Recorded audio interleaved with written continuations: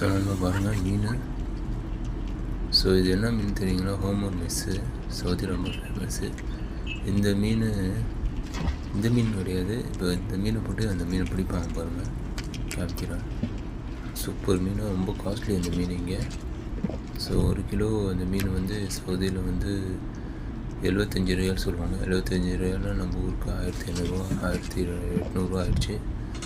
So அந்த மீன் ரொம்ப சூப்பராகும், செம்ம டேஸ்ட்டாக இருக்கும் அந்த மீன். ஹோமர் ஃபிஷ்ஷுன்னு சொல்லுவோம்.